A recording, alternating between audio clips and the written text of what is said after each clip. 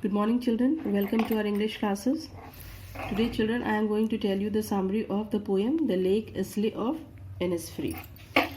So children, as I told you before starting the poem, we should always know about the poet. So who is the poet?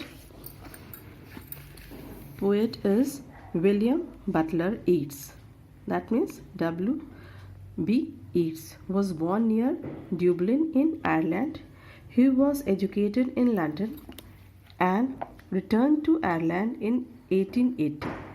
Soon afterwards, he began his writing career, and many years later, in 1923, he received the Nobel Prize for Literature. Yeats was a believer in magic, and much of his work is mystical. It has a dream-like quality. He was a firm believer in the idea that the age he was living in, with its materialism, was no good, and that a firm believer in the idea that the age he wanted to, he found in a return to the simple living of the past. Peace and happiness could only be found in the return to the simple living in the past. In this poem, Yeats shows clearly that even if he has no life in the city with all its ills, he can find happiness and feel in his heart's core the beauty and place of the far distant Islay. This is one of the best known of the Yeats poems. It was written in 1893. Innisfree was an actual place in Ireland, and Yeats had spent some time at this beautiful spot. The poet was attracted to the place for the reason he gives in this poem. It is peaceful, it is quiet, and is surrounded by nature.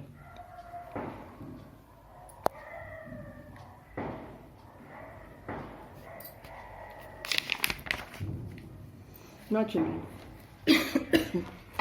the poem starts. I will arise and go now and go to Innisfree. The poet says that he wants to go to Innisfree, and there why did he wanted to go there? Because he had spent some time there at the spot, so he wanted to go again to that place. And what is the place's name? Innisfree. And there he wanted to build a small cabin of clay and wattles made of what? Twigs. And a beautiful cabin he wanted to build there, and he wanted to stay there.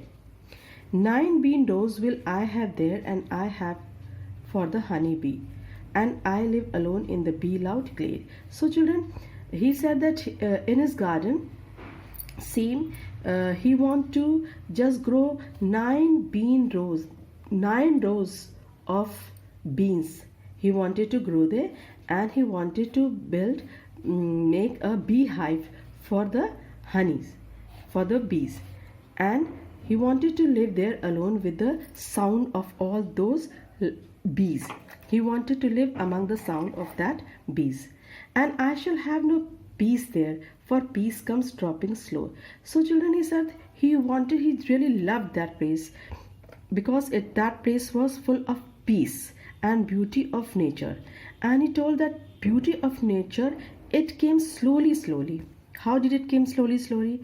From the morning, then afternoon, and then evening, and then till night.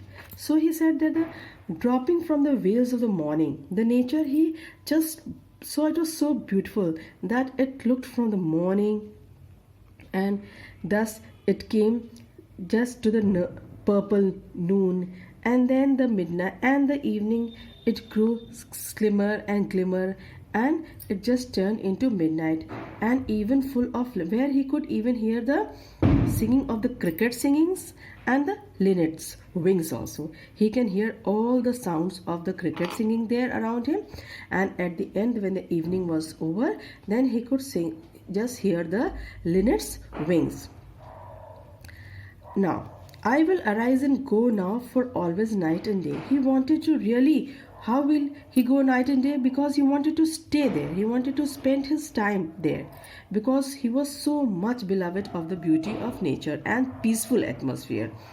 I hear lake water lapping with low sounds by the shore. He can hear the lapping of the water, and he could hear the water. It was just going against the shore and making sound, beautiful sound.